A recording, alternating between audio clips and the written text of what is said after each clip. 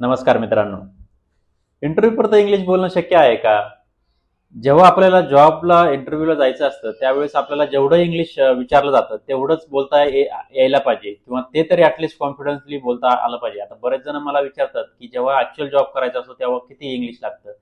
तर तेव्हा ॲक्च्युअली आपलं काम चालून जातं. जेव्हा तुम्ही ज्युनियर लेव्हलवरती जॉइन करता किंवा फ्रेशर म्हणून जॉइन करता त्यावेळेस तुम्हाला बऱ्याच वेळा इंग्लिश एवढं बोलण्याची गरज पडत नाही.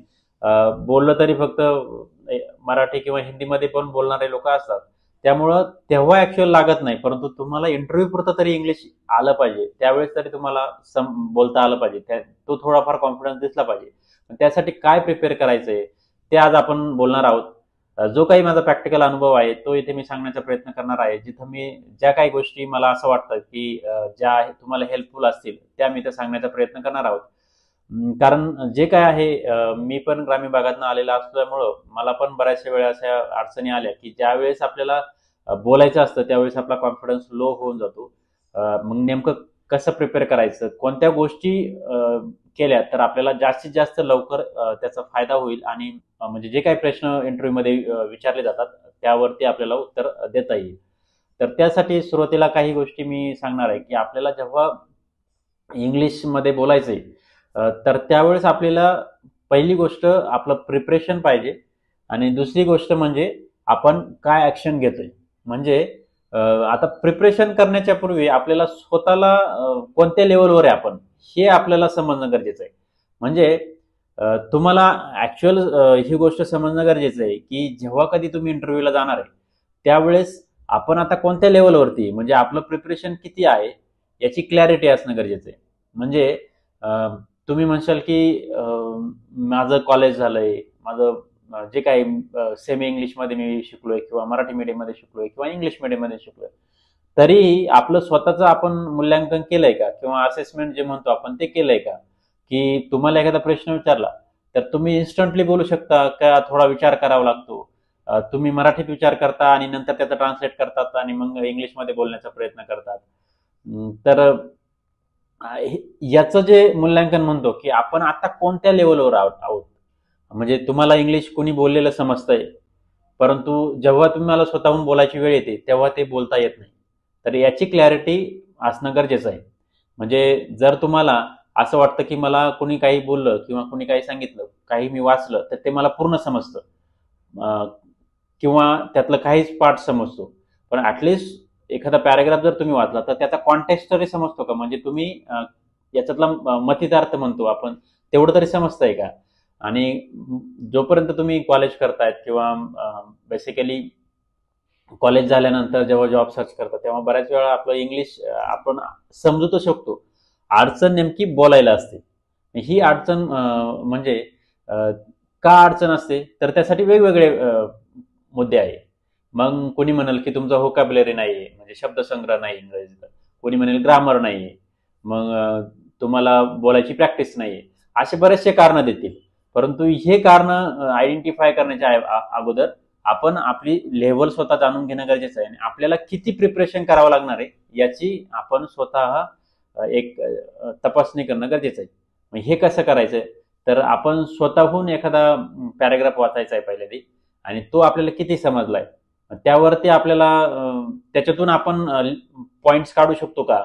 आणि त्यानंतर तेच पॉइंट्स आपण बोलू शकतो का? आपल्या भाषेत बोलू शकतो का? याचं एक प्रॅक्टिकल उदाहरण करून बघायचं आहे जिथं तुम्हाला ह्या गोष्टीतून तुम्हाला याच्यातून आयडिया येईल की आपली लेवल काय आहे. आता तुम्ही म्हणशाल की जेव्हा इंटरव्ह्यूमध्ये बोलायचं असतं त्यावेळेस आपल्याला परफेक्ट पाहिजे का? तर परफेक्ट नाही गरजेचं. तुम्हाला इंग्लिश लागेल ते मी म्हणतो की तुम्हाला समजणं तरी ॲटलिस्ट 60-70% जो समोरचा बोलतोय, जो प्रश्न विचारतोय तेवढं 60-70% तरी समजलं तरी तुम्ही त्याच्यावरती उत्तर देऊ शकता. मग उत्तर देण्यासाठी तुम्हाला किती इंग्लिश येणं गरजेचं आहे? तर 40% म्हणू शकतो आपण. पूर्ण इंग्लिश आलेलं नाही तरी चालेल, परंतु जे येतंय ते आपण कॉन्फिडन्सली बोलता आलं पाहिजे. त्यासाठी कसं प्रिपेअर करायचं? आता प्रिपेअर करण्यासाठी बरेचसे लोक म्हणतात की रीडिंग करा, म्हणजे वाचन करा, रायटिंग करा, जे काय असेल ते लिहून काढायचा प्रयत्न करा. नंतर व्होकॅब्युलरी वाढेल, म्हणजे रीडिंग रायटिंग केल्यानंतर आपली व्होकॅब्युलरी वाढेल. त्यानंतर आपलं ग्रामर एक महत्वाचं आहे की ज्याच्यात आपल्याला वर्तमान काळ भविष्यकाळ, भूतकाळ या गोष्टी समजल्या पाहिजे. आणि ते त्याच्यात कसे कोणते क्रियापदे वापरायचे ह्या गोष्टी समजल्या पाहिजे. आणि अजून एक असतं तर स्पीकिंग, बोलण्याची प्रॅक्टिस. तर ह्या सर्वांमध्ये ह्या सर्व गोष्टी तर महत्वाच्याच आहे. जर तुम्हाला कोणी सांगितलं की हा रोज 5 मिनिटं वाचण्याचा प्रयत्न करा, रोज 5 मिनिटं काहीतरी लिहिण्याचा प्रयत्न करा, काही शब्द लिहून काढा, हे तर गरजेचंच आहे. परंतु याहीपेक्षा सर्वात इफेक्टिव्ह मला असं वाटतं की स्पीकिंग म्हणजे ऍक्च्युअल ऍक्शन घेणं गरजेचं आहे. म्हणजे तुम्ही किती वाचा, किती लिहा, परंतु जोपर्यंत तुम्ही बोलत नाही तोपर्यंत तुम्हाला त्याचा इफेक्ट होणार नाही. म्हणजे जो प्रभाव पडायला पाहिजे किंवा ज्याच्यावरती आपल्याला आपलं फोकस आहे तो व्हायला पाहिजे, तो होत नाही. त्यासाठी काय करणं गरजेचं आहे? आता जेव्हा मी माझं प्रिपरेशन करायचो, जेव्हा मी कॉलेज पास आउट झालो त्यावेळेस मला पण असाच प्रॉब्लेम होता. मला सर्व इंग्लिश समजत होतं, परंतु जेव्हा ऍक्च्युअल बोलायची वेळ यायची तेव्हा मी अडखळायचो. म्हणजे तो कॉन्फिडन्स नव्हता, परंतु ऍटलिस्ट माझ्या थॉट प्रोसेसमध्ये होतं की मला एखादा प्रश्न विचारला तर मला हे 4-5 वाक्य बोलायचे. त्याच्यात ग्रामर इकडे तिकडे थोडंफार झालं तर चालतंय, परंतु आपला जो मेसेज आहे तो कन्व्हे करता आला पाहिजे. म्हणजे असं नाही की परफेक्टली आपण ग्रामॅटिकली करेक्ट पाहिजे, परफेक्ट आपले शब्द आलेच पाहिजे, खूप ऍडव्हान्स शब्द वापरलेच गेले पाहिजे, असं काही नाही. जे काय आहे सिंपल भाषेत आपल्याला बोलता आलं पाहिजे. फक्त आपण एकदम असं स्ट्रक होऊन नको जायला की मला समोरचा विचारतोय आणि मला काहीच बोलता येत नाही, असं नको व्हायला. त्यासाठी काय करणं गरजेचं आहे? तर मी जे सांगितलं ती ऍक्शन. ऍक्शन खूप महत्वाची. मग ऍक्शन कशी करणार? मग त्यासाठी तुम्ही स्पीकिंगवर जास्त फोकस करा. म्हणजे माझं असं म्हणणं आहे की वाचन तर कराच. तुम्हाला जिथं ब्लॉग असतील, टेक्निकल ब्लॉग असतील, म्हणजे जर तुम्ही एखाद्या टेक्नॉलॉजीला फोकस करताय, लेट्स से एखादे फुल स्टॅक डेव्हलपमेंट आहे, मग फुल स्टॅकच्या रिलेटेड जेवढे जेवढे टेक्निकल ब्लॉग्स असतील ते वाचण्याचा प्रयत्न करा. त्याच्यातून तुमची आपोआप इंग्लिश सुधारत जाईल. त्यानंतर जे काही वाचताय ते तुम्ही त्याच्यातले पॉईंट्स, मेन पॉईंट्स लिहून काढण्याचा प्रयत्न करा. म्हणजे यांनी काय होतं ना की जे आपण वाचतोय त्याचा आपल्याला लिहिल्यामुळं दोनदा आपली अंडरस्टँडिंग होते आणि त्याच्यामुळं आपलं जी व्होकॅब्युलरी आहे ती ऑटोमॅटिक वाढते. आणि ग्रामॅटिकली फक्त खूप ग्रामॅटिकली गोष्टी विचार करण्याचा प्रयत्न करू नका. फक्त पास्ट टेन्स, प्रेझेंट टेन्स आणि फ्युचर टेन्स असे 3 जे टेन्स आहे, मग त्याच्यात आपल्याला वॉज कधी वापरायचा, वेअर कधी वापरायचा, इज आर कधी वापरायचे, विल, शुड, कुड हे कधी वापरायचं हे समजलं पाहिजे. त्यानुसार आपण हा प्रयत्न करायचा आहे की ग्रामॅटिकली तेवढं तरी आलं पाहिजे. आणि ज्या बेसिक गोष्टी असतात त्यानुसार तुम्ही फक्त बोलण्याचा प्रयत्न करायचा आहे. म्हणजे हे वाचन तर रोजचं थोडं थोडं करणं गरजेचंच आहे. प्लस जोपर्यंत तुम्ही बोलत नाही तोपर्यंत तुमची इंग्लिश सुधारणार नाही, तुम्हाला इंग्लिश बोलण्याचा कॉन्फिडन्स येणार नाही. आता हे बोलायचं कसं? मग त्यासाठी काही ऑप्शन्स आहेत की जसं की मी स्वतः काही ट्राय केलेले आहे. तर मी मागे एक ग्रुप केला होता व्हॉट्सअप ग्रुपवरती. काही जे जे इंटरेस्टेड आहे इंग्लिश बोलण्यासाठी त्यांना मी एक टॉपिक देत होतो रोज आणि त्यावरती ते 2 ते 3 मिनिटं बोलत होते आणि त्यावरती मी काही रिव्ह्यू कमेंट देत होतो.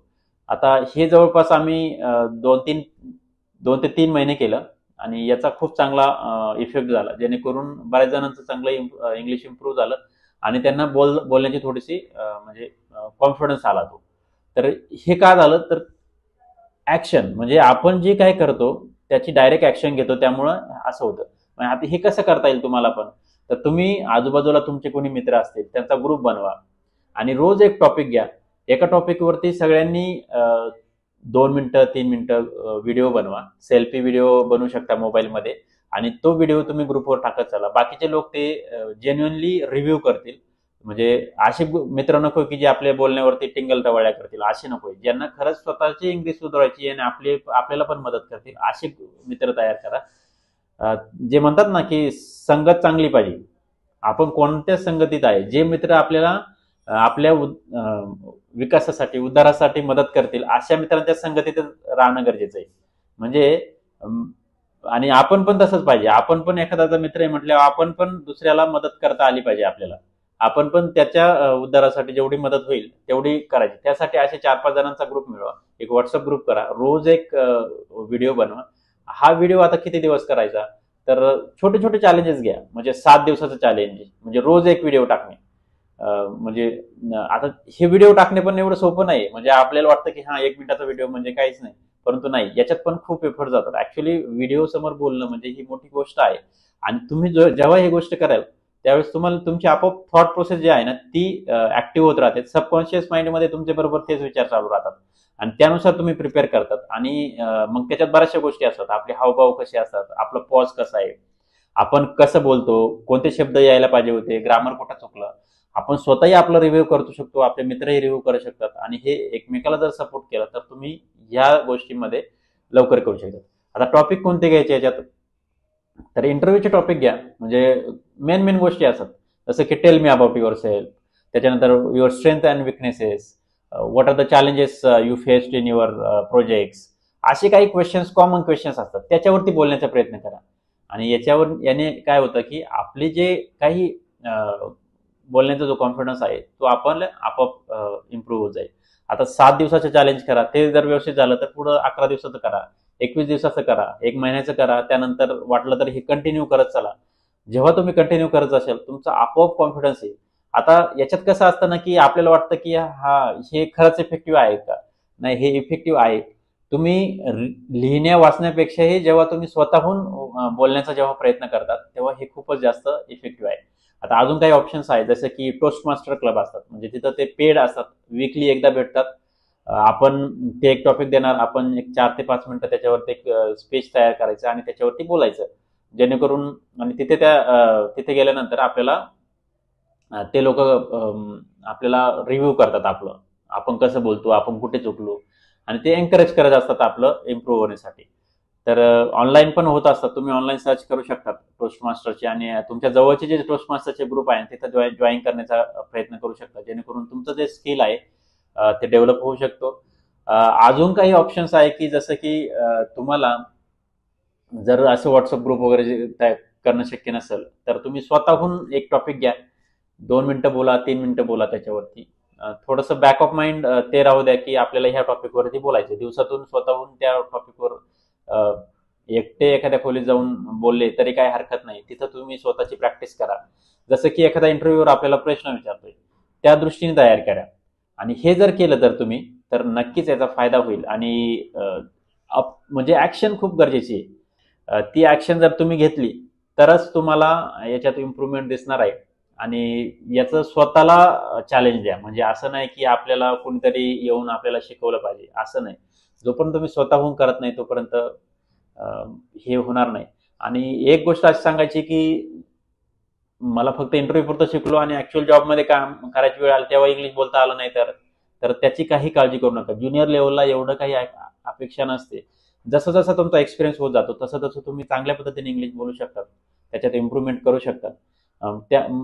त्यामुळं पुढची अशी भीती बाळगू नका. तुम्ही असं बिंदास्त राहा. आत्ता जे गरजेचं आहे त्यासाठी तेवढं प्रिपरेशन करा. असं नको व्हायला की तुम्ही टेक्निकली खूप हुशार आहात. आता मी बघितलेले बरेचसे मुलं की जे टेक्निकली खरंच खूप हुशार असतात, त्यांना सर्व येतं परंतु ऍक्च्युली एक्सप्रेस करता येत नाही. व्यक्त होणं गरजेचं आहे आणि मग ते व्यक्त होणं पण राईट फॉर्मॅटमध्ये, राईट वे मध्ये झालं पाहिजे. त्यासाठी आपल्याला ह्या गोष्टींवर पण भर देणं गरजेचं आहे. त्यामुळे तुम्ही ह्या गोष्टी करत चाला. प्रॅक्टिस करा, जेवढी प्रॅक्टिस करशाल तेवढं करा. आणि मला खात्री आहे की तुम्हाला याचा नक्की फायदा होईल. तुम्हाला काही अडचण असेल तर कमेंटमध्ये टाका. आणि अजून मी काही क्वेश्चन्स, जे कॉमन क्वेश्चन्स आहेत ते व्हिडिओ डिस्क्रिप्शन मध्ये देतोय, जे तुम्ही प्रिपेअर करू शकता, कॉमन इंटरव्ह्यू क्वेश्चन्स. आणि त्याचं उत्तर तुम्ही फाइंड आउट करून गुगल करा, चॅट जीपीटीला विचारा किंवा गुगल जेमिनीला विचारा. तिथं ते उत्तर फाइंड आउट करा. तुमच्या अकॉर्डिंग जे काय एक्सपिरियन्सच्या नुसार तुम्ही तुमचे प्रश्न मांडून उत्तरं घ्या तिथून आणि त्याच्यानुसार प्रिपेअर करा. हे कॉमन क्वेश्चन्स जे असतात ते खरंच खूप गरजेचे असतात. तेवढे तरी तुम्हाला आले पाहिजे. आता 100% क्वेश्चन्स मधले 2-3 क्वेश्चन्स नाही आले तुम्हाला काही बोलता तरी चालेल, परंतु जेवढे कॉमन क्वेश्चन्स आहेत तेवढे तरी तुम्हाला बोलता आले पाहिजे. त्यासाठी व्यवस्थित प्रिपरेशन करा. तुम्हाला काही अडचण असेल तर कमेंट करा. तुमचे काही सजेशन्स असतील, इनपुट्स असतील तर ते कमेंटमध्ये टाका. तुम्हाला हा व्हिडिओ कसा वाटला ते नक्की मला कळवा. तुम्हाला या व्हिडिओबद्दल नेमकं काय वाटतंय, तुमचे काय अनुभव आहेत ते शेअर करायचा प्रयत्न करा. धन्यवाद.